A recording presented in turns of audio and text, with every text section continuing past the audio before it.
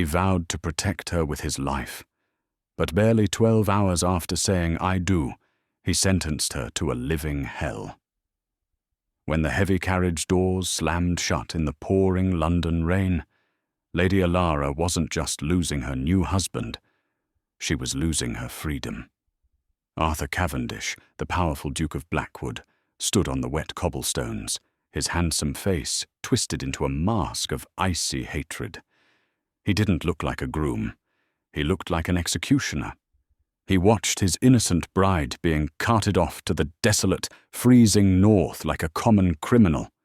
She screamed his name against the glass, begging him to look at the evidence, but he simply turned his back. It would take 2 years, a conspiracy that threatened to destroy his entire bloodline, and a journey across a frozen England before he realized the horrific truth. He had exiled the only woman who had ever truly loved him.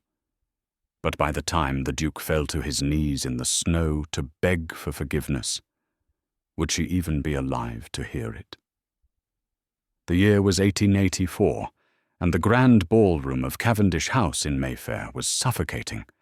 It smelled of expensive French perfume, beeswax candles, and the distinct metallic scent of hypocrisy. Lady Elara Vance stood by the long table draped in white linen, her fingers trembling as they hovered over the rim of her crystal champagne flute. She was 21 years old, possessed of a quiet beauty, hair the color of roasted chestnuts, and eyes like polished jade. But tonight, she felt less like a bride and more like a sacrificial lamb. Across the room stood her husband of 4 hours, Arthur Cavendish, the 8th Duke of Blackwood. Arthur was a man composed of sharp angles and shadows. He was undeniably striking, with broad shoulders that strained against his black tailcoat and a jawline that could cut glass. But his eyes, stormy grey and perpetually narrowed, held a coldness that kept the entire room at bay. Rumours followed Arthur like smoke. They said he was heartless. They said he had driven his first fiancée to flee the country.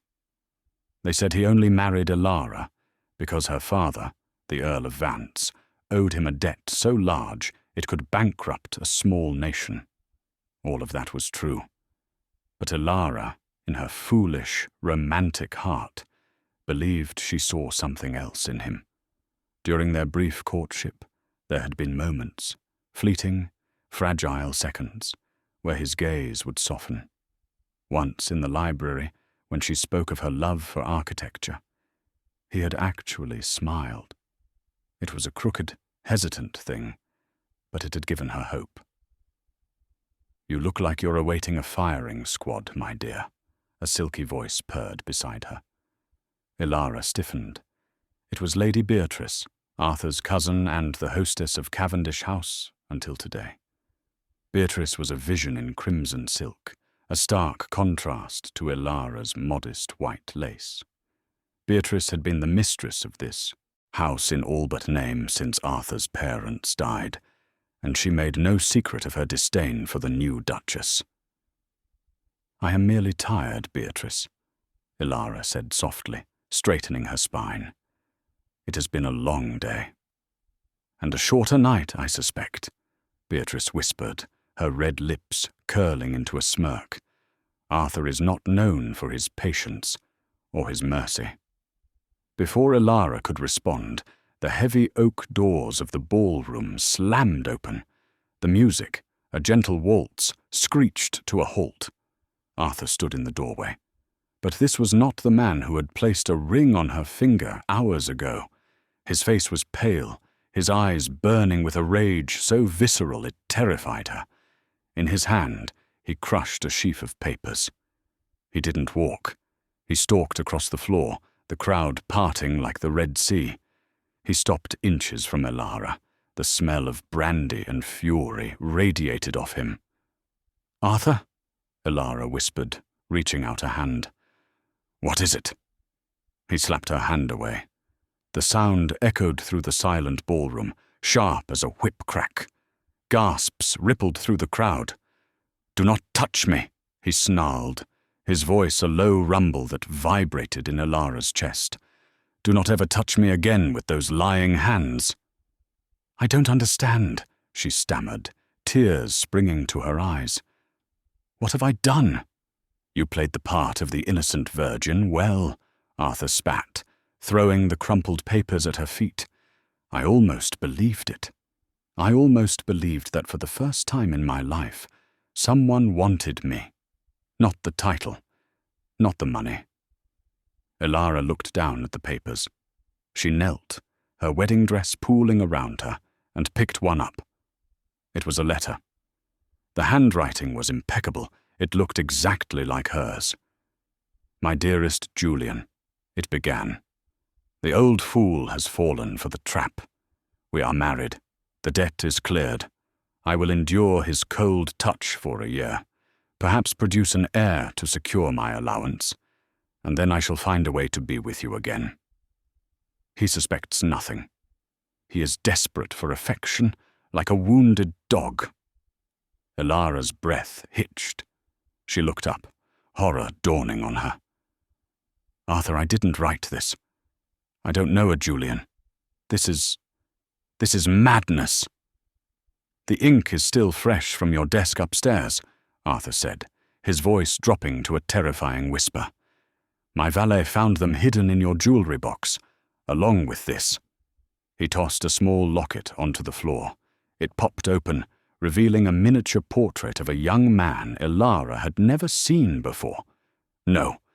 Elara shook her head frantically. She looked around the room, her eyes landing on Lady Beatrice.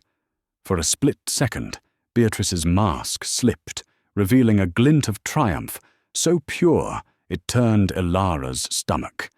"It's a lie. Someone planted this. Arthur, look at me. Why would I write this on our wedding day? It makes no sense. It makes perfect sense if you thought you had me wrapped around your finger," Arthur countered.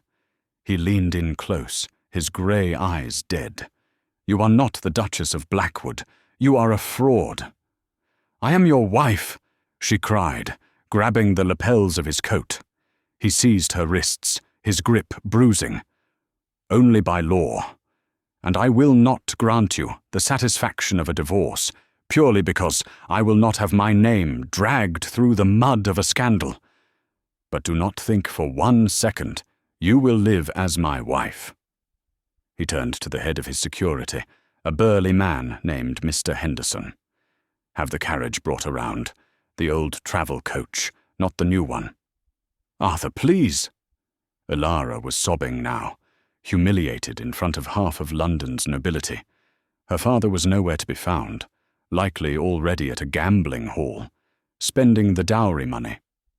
"Where are you sending me?"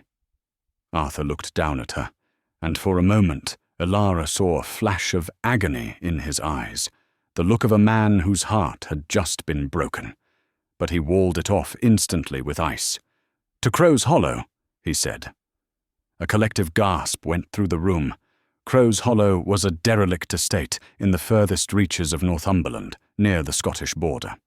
It was a place where the Cavendish family sent their mad relatives to be forgotten. It was desolate, freezing, and hundreds of miles from civilization.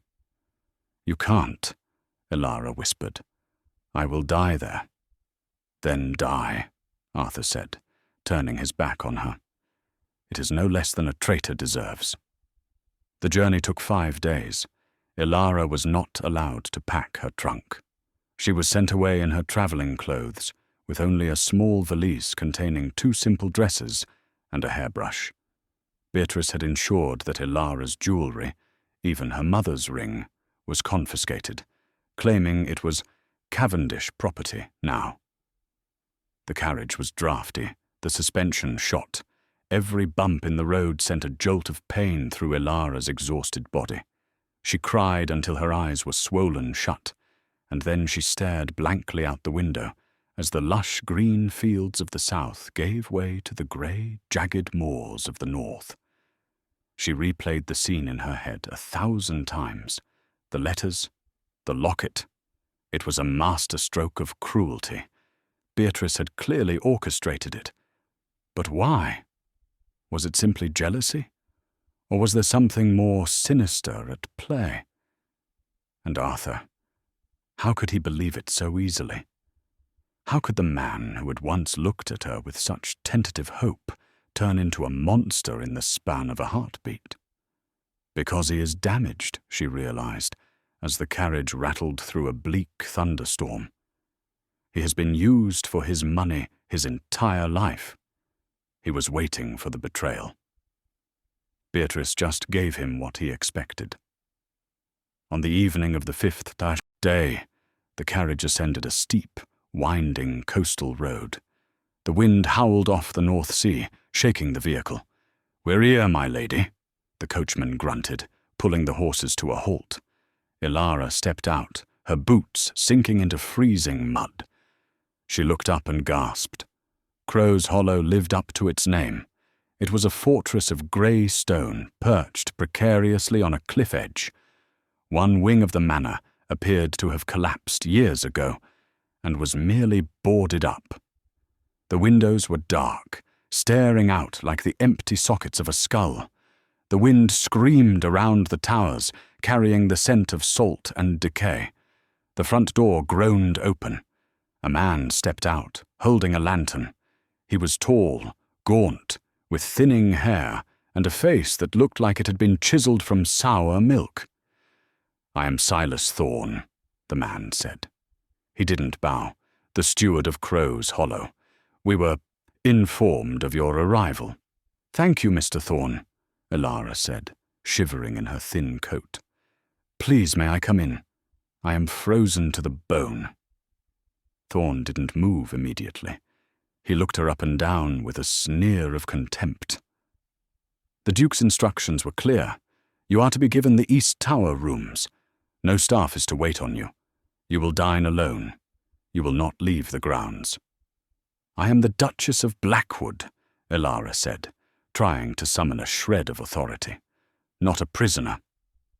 "Here," Thorne said, stepping aside. "There is no difference." The interior of the house was worse than the exterior. It was damp and smelled of mold. The furniture was covered in dust sheets. As Thorne led her up the winding, draughty staircase, Elara noticed shadows moving in the corners. Rats, or just the ghosts of her own life? Her room in the East Tower was sparse. A narrow bed, a cracked wash basin, and a fireplace that looked like it hadn't seen a log in a decade. "Supper is at 6, Thorne said, placing the lantern on a rickety table. "If you miss it, you don't eat. The cook, Mrs. Gable, does not take kindly to latecomers." He slammed the door and locked it from the outside. Elara stood in the darkness, listening to the retreat of his footsteps. The reality of her situation crashed down on her. She was 21. She was intelligent. She was kind.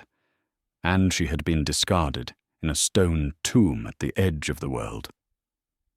She sank onto the mattress, which smelled of straw and mildew, and curled into a ball. She wanted to die. It would be so easy to just stop eating, to let the cold take her. Arthur wanted her dead, didn't he?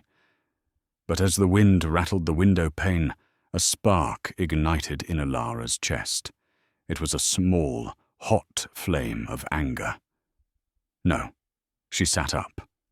"I did not write those letters. I did not betray him. And I will not let Beatrice win." She walked to the window and looked out at the churning black ocean. Arthur thought he had sent her here to break her. He thought Crow's Hollow was a punishment. "You have made a mistake, Arthur," she whispered to the empty room. "You sent me away to rot. But you forgot one thing. I am a Vance. We do not rot. We endure." The next morning, the war for Crow's Hollow began. Elara woke with the sun. She dressed in her wrinkled travelling gown and banged on the door until a terrified young maid, no older than 14, unlocked it. I'm sorry, my lady," the girl squeaked. "Mr. Thorne said—" "Mr. Thorne is a steward," Elara said firmly, though her stomach was rumbling. "I am the mistress of this house. What is your name? Daisy, Mom. Daisy, bring me a bucket of hot water, a scrubbing brush, and the strongest soap you can find. And tell Mrs. Gable I will be inspecting the kitchens in 1 hour. Daisy's eyes went wide. But Mr. Thorne said you were disgraced. He said I was what? A harlot, Mom. Elara flinched, but she didn't look away. Mr. Thorne is about to learn that this harlot knows how to run an estate better than he does. Now go. Daisy scrambled away. Elara spent the first week fighting not the cold, but the filth. She scrubbed her own floors. She polished the grime off the windows in the East Tower until the sunlight actually touched the floorboards. But as she cleaned, she began to notice things. Odd things. Crow's Hollow was supposed to be a working estate, with tenant farmers and sheep herds. Yet the pantry was always empty. The villagers she saw from her window looked gaunt and ragged. The coal delivery was always delayed, leaving the house freezing. One evening, 3 weeks into her exile, Elara ventured down to the library. It was the only warm room in the house, mostly because she had stolen wood from the unused wing to build a fire. She was looking for a book to distract her from her loneliness when she found a ledger sitting on the desk. It was the estate accounts. Elara had been raised by a father who was terrible with money, which meant she had learned to be excellent with it out of necessity. She opened the book. Her eyes scanned the columns. Wool sales, $400. Repairs to West Wing, $200. Servants' wages, $150. She frowned. She had seen the West Wing. No repairs had been done there in 20 years. And the servants? There were only 4 of them. Thorne, Mrs. Gable, Daisy, and an old stable hand. Their wages couldn't possibly total that much. She turned the pages, going back months, then years. The income from the tenant farmers was significant, yet the money seemed to vanish into vague expenses, like structural maintenance and supplies, that never materialized. Elara's heart began to race. She grabbed a piece of paper and a quill, doing the math frantically. Silas Thorne wasn't just a cruel jailer. He was embezzling thousands of pounds from the Blackwood estate. He was bleeding Arthur dry, and he had been doing it for years. The door creaked open. Elara slammed the ledger shut, but not fast enough. Silas Thorne stood in the doorway, his silhouette long and menacing in the firelight. He wasn't looking at her face. He was looking at the book under her hand. "Reading is a dangerous hobby for a disgraced woman," Thorne said, stepping into the room. He closed the door behind him. The click of the latch sounded like a gunshot. "I was merely checking the inventory," Elara said, standing up. She tried to keep her voice steady, but her knees were shaking. "I think you were doing more than that," Thorne sneered. He walked toward her, slow and predatory. "You see, Lady Elara, up here, the Duke's law doesn't really apply. Up here, accidents happen. People fall from cliffs. They succumb to the fever." He stopped a foot away from her. He smelled of stale tobacco and menace. "If you know what's good for you," he whispered, "you will go back to your tower, you will stare at the wall, and you will forget you ever saw that book. Or I might have to write to the Duke and tell him his wife has taken ill. Very ill." Elara looked into his watery eyes and realized the danger she was in. This man wouldn't hesitate to kill her to protect his theft. "I understand," she said softly, lowering her eyes in feigned submission. Thorne smiled, a yellow, jagged thing. "Good girl." He snatched the ledger from the desk and walked out. Elara waited until his footsteps faded. Then she collapsed into the chair, gasping for air.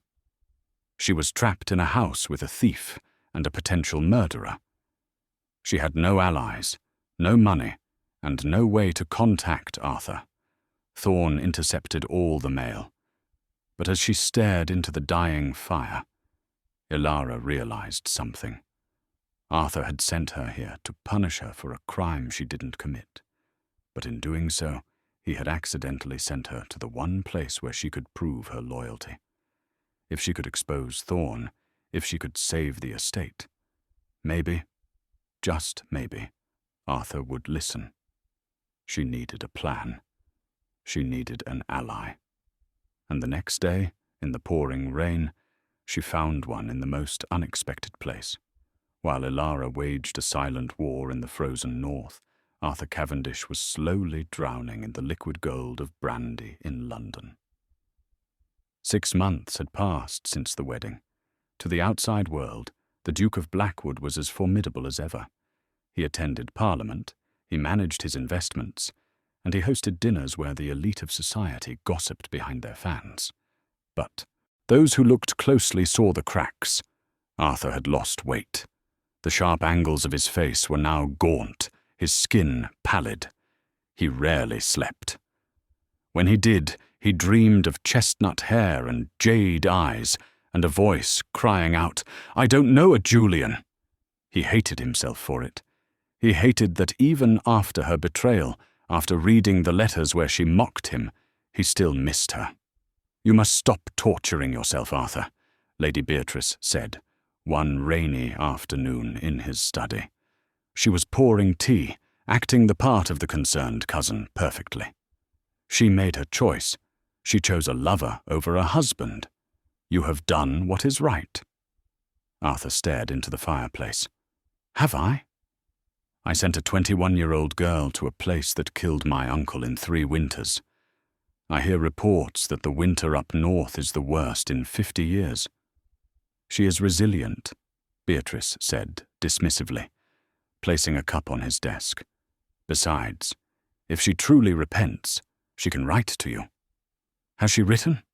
Arthur's jaw tightened. No, not a single word. That was what hurt the most. He had expected begging. He had expected letters filled with lies and pleas for money. But there had been nothing. Just silence. See? Beatrice soothed, resting a hand on his shoulder. She is likely too busy plotting her next scheme.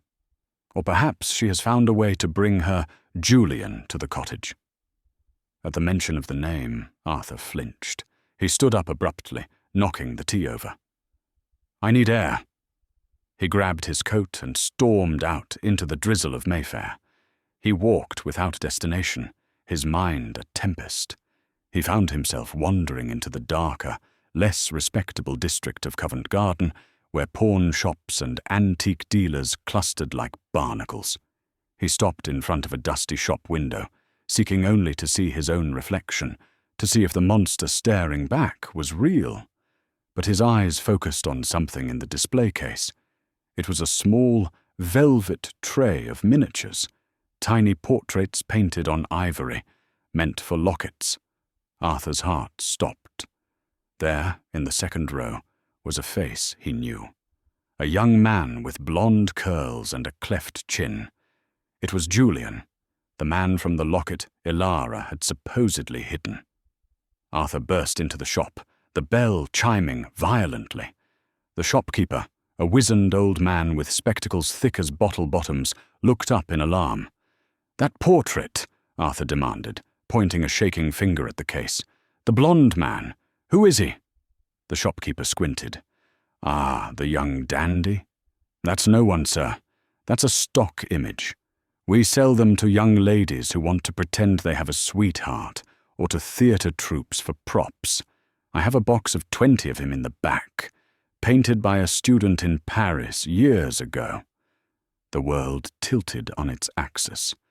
Arthur gripped the counter, his knuckles white. Are you certain? He rasped. This isn't a real person. A specific man? No, sir, the man laughed. Generic lover boy, we call him. Why? Do you want to buy a dozen? Arthur felt bile rise in his throat. If the portrait was a generic prop sold in shops, then Elara hadn't been keeping a picture of a specific lover. Someone had bought a prop to frame her. But the letters, the handwriting was hers. Arthur threw a gold sovereign on the counter. far more than the portrait was worth, and pocketed the miniature. He ran back out into the rain, his mind racing. If the photo is a lie, is the letter a lie? He returned to Cavendish House, soaking wet, and stormed past the butler. He went straight to Elara's old chambers, rooms he hadn't entered since she left. They were cold, preserving her scent like a tomb. He tore through her desk. He found her old sketchbooks. He opened one, studying her handwriting. It was elegant, looping. He pulled the Julian letter from his breast pocket. He carried it everywhere, a talisman of his pain, and compared them. They looked identical. But then he noticed something. In her sketchbook, every time Elara wrote the word "and," she used a specific, unique ampersand, a tiny swirl that looked like a figure 8. He flipped through pages of her notes on architecture. Hundreds of them. The quirk was consistent. He looked at the love letter to Julian. There were 12 uses of the word "and." Not a single one was the figure 8 swirl. They were standard, school-taught ampersands. Arthur fell into the chair, the letter fluttering from his hand. It was a forgery, a masterclass forgery, likely done by tracing her words from other documents, but the forger had missed the unconscious habit of her hand. "Oh, God," Arthur whispered, the sound torn from his very soul. "Oh, my God. What have I done?" He had exiled an innocent woman. He had destroyed her life based on a prop and a traced letter. He needed to go to her. He needed to leave now. He stood up to rush to the door, but then stopped. Beatrice. Beatrice had found the letters. Beatrice had pointed out the jewelry box. Beatrice had been the one whispering poison in his ear for years. A cold, deadly rage replaced his panic. He couldn't just leave. If he left now, Beatrice would realize he knew. She might send word to Thorn. If Thorn was part of this, and Arthur suspected he was, Elara could be in grave danger if they knew the game was up. He had to be smart. He had to be the cold, ruthless Duke one last time. He straightened his coat, smoothed his hair, and walked downstairs to dinner. He sat opposite Beatrice, smiled a razor-thin smile, and cut his steak. "You were right, cousin," Arthur said smoothly. "I have been dwelling too much on the past. It is time to forget her completely." Beatrice's eyes lit up. "I am so relieved to hear you say that, Arthur. In fact," he continued, sipping his wine, "I plan to inspect my holdings in the south next week. I shall be gone for a month. I leave the London house in your capable hands." "Of course," Beatrice beamed, victory radiating from her. Arthur smiled back. But under the table, his hand was clenched so tight, his fingernails drew blood. He wasn't going south. He was going to kill anyone who had touched a hair on Elara's head. 300 miles away, Elara knew nothing of the revelations in London. She only knew hunger, cold, and determination. 6 months in Crow's Hollow had changed her. The soft, terrified girl who had arrived in the carriage was gone. In her place was a woman with chapped hands, a sun-hardened face, and a will of iron. She had spent the first 2 months fighting the filth in the manor. Now she was fighting for the people. It started when she found Daisy crying in the kitchen. Daisy's mother was sick, and they couldn't afford the doctor because Thorn had raised the rent on their cottage again. Elara had taken her only remaining valuable, a small pearl hairpin she had hidden in her boot heel, and walked 3 miles to the village pawn shop. She used the money to pay for the doctor and to buy bags of flour and salted pork. That evening, she walked into the village tavern, the Black Dog. The room went silent. Tenant farmers, their faces etched with coal dust and exhaustion, stared at her. To them, she was the wife of the devil who owned the land. "I need to speak to the foreman," Elara said, her voice ringing clear despite her nerves. A large man stood up from a corner table. He had a beard like wire wool and scars on his hands. This was Gareth, the unspoken leader of the tenants. "We have nothing for you, Duchess," Gareth spat. "Thorn took the last of the harvest money Tuesday." "I am not here for money," Elara said. She stepped forward, ignoring the hostile glares. "I am here to tell you that Thorn is stealing from you, and he is stealing from the Duke." Laughter rippled through the room. "And you care, do you?" Gareth sneered. "You're just another fancy southern bird sent here to roost." "I am a prisoner here, just like you," Elara shot back.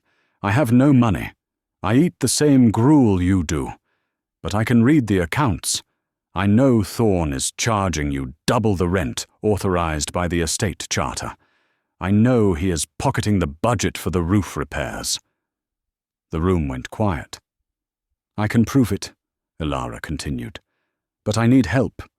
I need to get a message to London, past Thorn's guards, and I need you to help me fix the East Barn before the winter storms come, or the sheep will die, and you will all starve." Gareth looked at her for a long time. He looked at her worn dress, her rough hands, and the fire in her eyes. "Why should we trust you?" "Because," Elara said softly, "I am the only one who hates Silas Thorn as much as you do." Gareth spat on the floor, then nodded. "Barn work starts at dawn. Don't be late, Duchess." That was the beginning of the rebellion. By day, Elara worked alongside the men. She learned to mix mortar, to shear sheep, to thatch roofs. At first, the men grumbled, but when they saw the Duchess hauling timber until her shoulders bled, their respect grew. She wasn't a noble to them anymore. She was the Lady of the Hollow. By night, she worked on the ledger. She compiled a dossier of Thorn's crimes that was watertight. But Thorn was becoming suspicious. One evening in late November, Elara returned to the manor to find her room ransacked. Her mattress was slashed. The few books she had were torn apart. Thorn was waiting for her in the hallway. "You've been making friends," he said, his voice slurring. He was drunk. "Dirty, common friends." "I am inspecting the estate," Elara said, keeping her distance, "as is my right." "You have no rights," Thorn roared, lunging at her. Elara dodged, but he caught her arm. He slammed her against the stone wall. His breath was foul. "I know what you're doing," he hissed. "You're trying to turn them against me. You're trying to be the hero." "Let me go," Elara warned, reaching into her pocket. "Or what?" Thorn laughed. "You'll scream? No one can hear you." He raised a hand to strike her. Elara didn't flinch. She pulled out a sharpened piece of slate she had picked up at the quarry and jammed it into the back of his hand. Thorn howled, releasing her. "You bitch!" "Touch me again," Elara said, her voice shaking with adrenaline. "And I will kill you. I swear it on my life." She ran to her room and barricaded the door. She could hear Thorn screaming threats in the hallway, kicking the wood. She sank to the floor, clutching the dossier against her chest. She had the evidence. She had the people. But she was running out of time. Thorn was becoming unhinged. He would kill her soon, an accident on the cliffs, just as he had threatened. She needed to send the letter. The next morning, she gave the dossier to Daisy. "Hide this under your dress," Elara commanded. "Take the mule, ride to the next town, to the post office. Do not use the estate post box. Send this directly to the Duke of Blackwood in London. Use the last of the coins to pay for express delivery." "But if Mr. Thorn catches me," Daisy trembled. "He won't," Elara said, holding the girl's face. "You are brave, Daisy. You are saving us all. Go. Now." She watched Daisy ride off into the fog. "It is done," Elara thought. "Now, I just have to stay alive until he answers." She didn't know that Arthur was already coming, but she also didn't know that Thorn had seen Daisy leave. December slammed into Northumberland with the force of a hammer. The snow was 5 feet deep, and the wind was a physical weight. Daisy never returned. Elara waited 3 days. She paced her freezing tower room, praying. Had Daisy made it? Had she run away? Or had Thorn? On the 4th morning, the door to her room opened. It wasn't Thorn. It was 2 of his hired thugs, men from the docks of Newcastle he brought in for security. "Mr. Thorn wants to see you," one grunted. They didn't wait for her to answer. They grabbed her arms and dragged her down the stairs.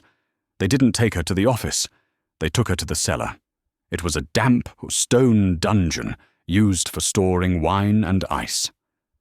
Silas Thorn stood in the center, wrapped in a thick fur coat.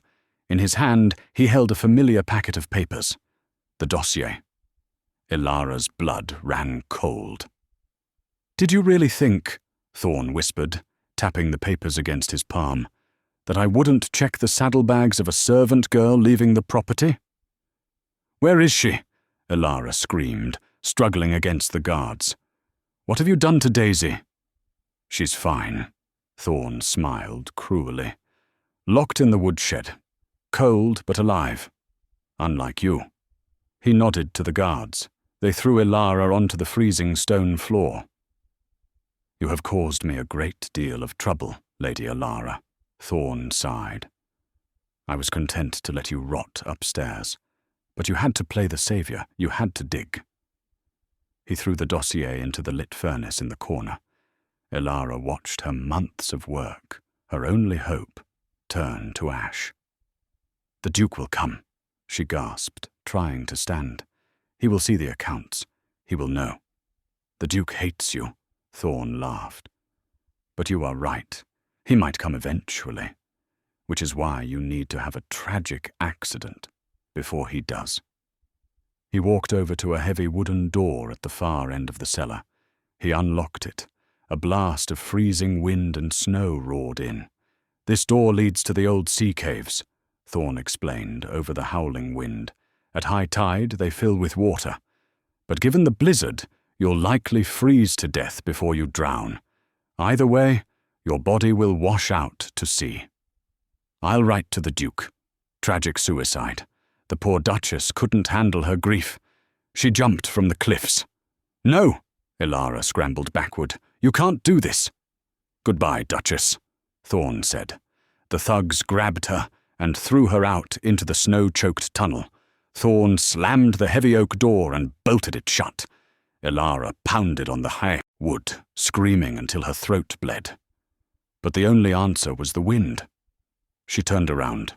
She was on a narrow ledge inside a sea cave.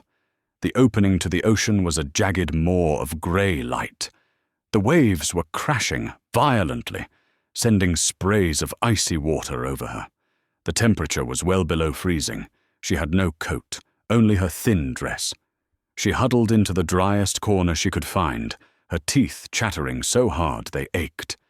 "This is it," she thought, tears freezing on her cheeks. "This is how it ends. Arthur will never know. He will think I killed myself.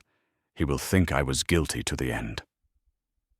As the numbness began to set in, her mind drifted. She saw Arthur's face. Not the angry face at the wedding, but the face she had seen in the library, the one with the shy smile. "I forgive you," she whispered into the darkness, her consciousness fading. "I forgive you, Arthur, even if you never came." Meanwhile, on the Great North Road, Arthur Cavendish was riding a horse to death. He had abandoned his carriage 20 miles back when the axle snapped in the snow. He had cut the lead horse loose, mounted it bareback, and galloped into the teeth of the blizzard. He was frozen. His fingers were locked around the reins like claws, but the fire of his guilt kept him warm. He had stopped at the last post house and received a terrified message from a tenant farmer named Gareth, who had ridden out to find help when the Duchess disappeared. "Thorn has her," the message had said. "Faster!" Arthur screamed at the horse, kicking its flanks. "Faster!" He could see the silhouette of Crow's Hollow in the distance, a dark stain against the white sky. He wasn't the Duke of Blackwood anymore. He wasn't a gentleman. He was a man possessed. He rode up the winding path, the horse stumbling. He didn't stop at the front gate. He rode straight through the flimsy wooden fence, galloping into the courtyard. He practically fell off the horse, drawing the pistol he had tucked in his belt. The front door opened. Silas Thorne stepped out, looking annoyed. "Your Grace!" Thorne stammered, his face draining of colour. We didn't expect you in this weather. I was just about to write." Arthur didn't speak. He walked up to Thorne and pistol-whipped him across the face. Thorne crumbled to the snow, spitting blood. "Where is she?" Arthur roared, the sound echoing off the cliffs. She's gone, Your Grace," Thorne whimpered, holding his broken nose. "She went mad. She jumped into the sea caves. I tried to stop her." Arthur looked at the man, and he knew a liar when he saw one. He pressed the barrel of the gun to Thorne's forehead. "The sea caves," Arthur said, his voice deadly calm. "Show me. Now." "It's too late," Thorne cried. "The tide is in. She's been down there for hours." Arthur didn't hesitate. He kicked Thorne aside and ran toward the side of the house, toward the old cellar entrance he remembered from his childhood. He tore the bolts off the door and kicked it open. The tunnel was dark and flooded with icy sludge. Arthur plunged in.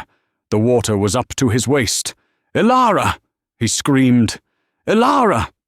The wind howled back. He waded deeper, the water rising to his chest. He reached the ledge. It was empty. Panic, absolute and consuming, gripped him. He had come too late. He had killed her. Then he saw it. A scrap of fabric caught on a jagged rock further down the cave, near the waterline. He scrambled over the slippery rocks. There, huddled in a crevice, half submerged in the rising tide, was a small, pale form. Her skin was blue. Her eyes were closed. She wasn't moving. "Elara!" Arthur dropped his gun and scooped her up. She was light, terrifyingly light. She was as cold as ice. "No, no, no," he sobbed, pulling her against his chest, trying to transfer his warmth to her. "Elara, please, open your eyes. Please, God, take everything I have. Take my title, take my life, but don't take her." He felt for a pulse. There, against the frozen skin of her neck, was a flutter. Faint, thread-like. But there, she was alive. Arthur let out a roar of defiance. He lifted her into his arms and began the treacherous climb, back up the tunnel, fighting the water, the wind, and the weight of his own sins. He had crossed England to beg for forgiveness. Now, he would have to fight death itself to get the chance to say the words. Arthur kicked the door to the kitchens open, carrying Elara as if she were made of spun glass. The heat of the great hearth hit them, a stark contrast to the freezing hell outside. Mrs. Gable, the cook, dropped a pan of dough. Daisy, who had been hiding in the shadows after escaping the woodshed, screamed. "Hot water!" Arthur commanded, his voice raw. "Blankets! Brandy! Now!" He didn't take her to the cold tower room. He carried her into the library, the only room he knew had a roaring fire. He swept the papers and books off the velvet sofa and laid her down. She was so still. Her lips were blue, her skin waxy. Her wet dress clung to her emaciated frame. "Daisy, cut the dress off her," Arthur ordered, turning his back to give them privacy, his hand shaking uncontrollably. "Wrap her in the furs. Rub her hands and feet. Do not stop." As the women worked, Arthur paced the room like a caged tiger. Every second felt like an hour. He looked at his own hands, They were stained with the blood from when he had struck Thorn and the mud from the cave. But the filth on his soul was far worse. She's breathing a bit better, Your Grace, Daisy whispered after a terrifying 10 minutes. But she is so thin. Look at her ribs. Arthur turned. He wished he hadn't. Wrapped in the bare fur rug, Elara looked like a child. Her face, now clean of the mud, was gaunt. But it was her hands that broke him. He knelt beside the sofa and gently took her left hand. It was rough, calloused, and covered in small white scars. Cuts from slate, burns from lye soap, blisters from manual labor. These were not the hands of a traitorous aristocrat. These were the hands of a woman who had worked herself to the bone to survive. She saved us, a gruff voice came from the doorway. Arthur looked up. It was Gareth, the foreman, standing with his cap in his hand.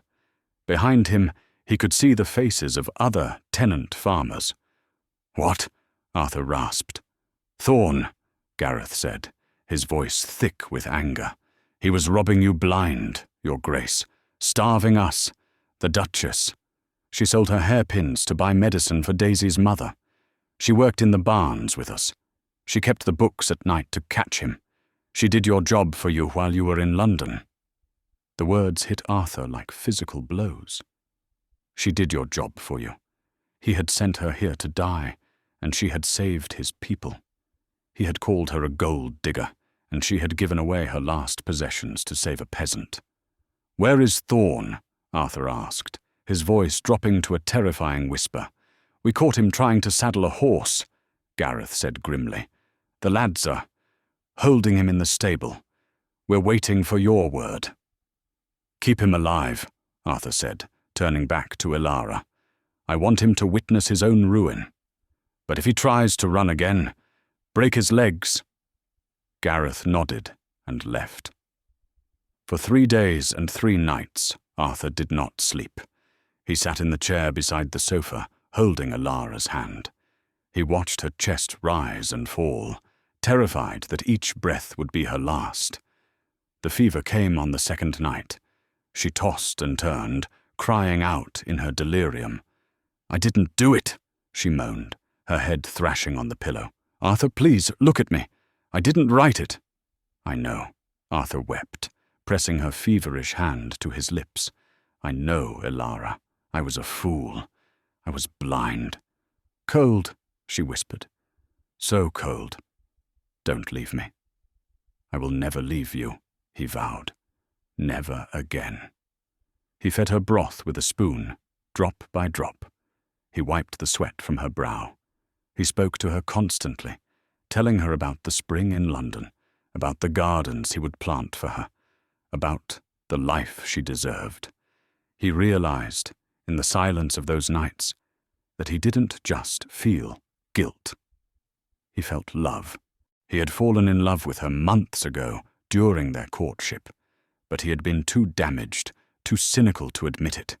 He had let his fear of betrayal destroy the best thing that had ever happened to him. On the morning of the 4th day, the storm outside broke. A weak winter sun filtered through the library windows. Arthur had dozed off, his head resting on the edge of the sofa near her hand. He felt a movement, a flinch. His head snapped up.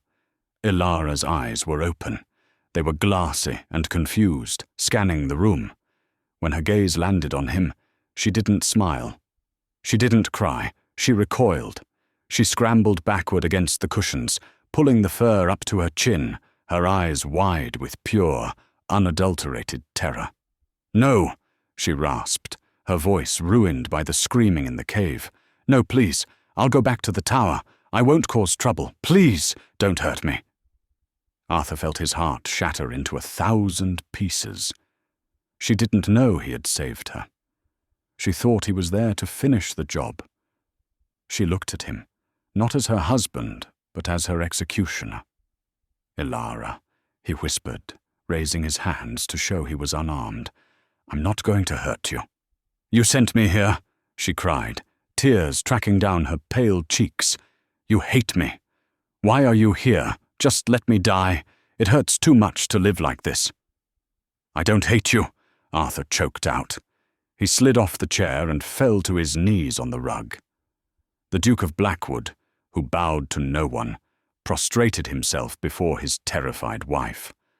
"I am here to beg," he said, tears streaming down his face.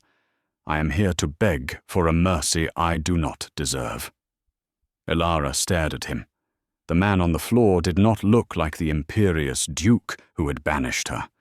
He looked broken. His clothes were rumpled, his jaw unshaven, his eyes red-rimmed and hollow. You found the letters," she whispered. "I found the truth," Arthur said.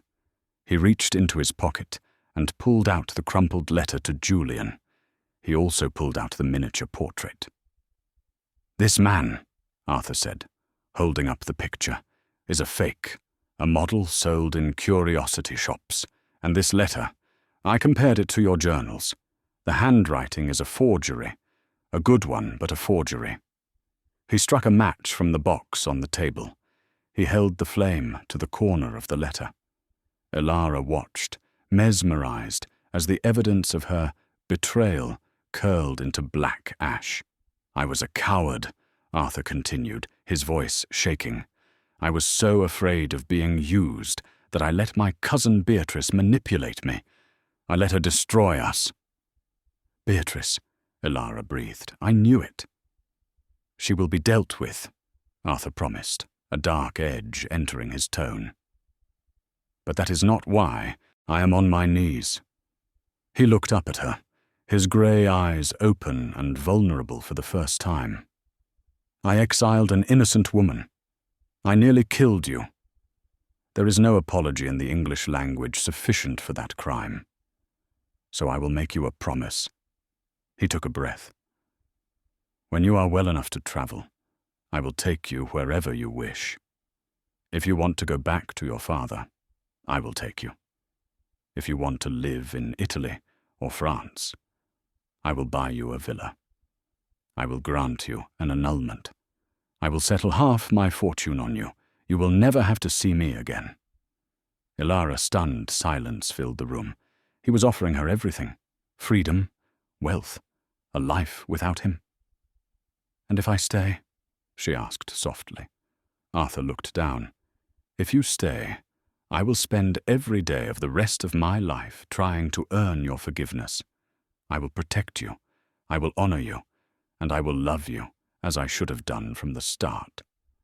Elara looked at the fire. She thought of the cold tower. She thought of the pain. But then she looked at Arthur. She saw the man who had ridden through a blizzard to pull her out of the sea. She saw the man who had sat by her side for 3 days. The anger was still there, yes, but beneath it was the love she had felt on their wedding day. "I do not want your money, Arthur," she said quietly. "And I do not want a villa in Italy." She reached out a trembling hand and touched his messy hair. "I want my husband, but I want the husband who saved me, not the duke who banished me. Can you be that man?" Arthur grabbed her hand and pressed his face into her palm, sobbing openly. "I will be. I swear it." "Then help me up," she whispered. "We have a house to clean." The return to London. The recovery took a month. In that time, Crow's Hollow changed. Arthur poured money into the estate. He fired Thorne, who was arrested by the local magistrate for embezzlement and fraud, and appointed Gareth as the new steward. Arthur and Elara worked side by side. They walked on the cliffs, wrapped in furs, talking for hours. They learned each other anew. They fell in love, not as a duke and a naive girl, but as two survivors who had found each other in the dark. But there was one final score to settle. In late January, the Duke's carriage returned to London. Lady Beatrice was hosting a gala at Cavendish House. She was wearing the Cavendish diamonds, acting as if she owned the place. She was in the middle of a toast when the double doors swung open. The room went deathly silent. Arthur stood there, looking magnificent and terrifying, and on his arm, wearing a gown of deep emerald green that matched her eyes, was Elara. She didn't look like a victim. She looked like a queen. "Cousin," Arthur's voice boomed across the ballroom, "I believe you are wearing my wife's necklace." Beatrice dropped her champagne glass. It shattered, the sound echoing like a gunshot. "Arthur, we thought... You thought she was dead?" Arthur stepped forward, pulling Elara with him. "You thought your little forgery scheme had worked. You thought you could frame her, banish her, and then wait for me to die so you could inherit?" Gasps rippled through the crowd. "I don't know what you mean," Beatrice shrieked, backing away. "We have the receipt from the shop where you bought the portrait," Elara said, her voice calm and icy. "And we have the testimony of the forger you hired. He was quite talkative once the police mentioned prison." Arthur gestured to the door. 2 constables entered. "Lady Beatrice," Arthur said cold, "get out of my house. You are destitute. You are cut off. If I ever see you in London again, I will have you arrested for fraud and attempted murder." Beatrice looked around the room for support, but the high society she loved so much turned their backs on her. She fled the room in tears, ruined forever.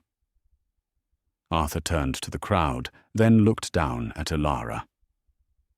"My apologies for the interruption," he said to his guests, "but I have been away from my wife for too long.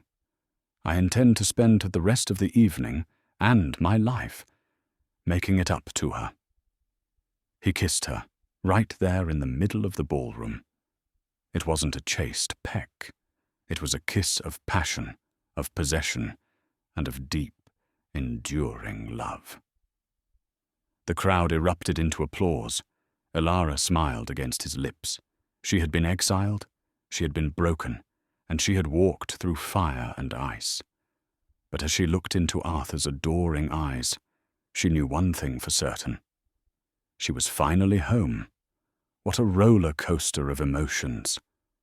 From the freezing cliffs of Northumberland to the glittering ballrooms of London, Elara and Arthur's journey proves that even the deepest betrayals can be healed by the truth, and that love, real, fighting love, is worth suffering for. Arthur learned the hard way that trust is fragile, but his redemption was powerful enough to melt even the coldest winter. I hope this story touched your heart as much as it did mine. If you enjoyed this dramatic tale of love, betrayal, and redemption, please give this video a big thumbs up. It really helps the channel grow. Don't forget to subscribe and hit that notification bell so you never miss out on our next epic romance story. And tell me in the comments, do you think you could have forgiven Arthur after what he did? I'd love to hear your thoughts. Thanks for watching, and see you in the next story.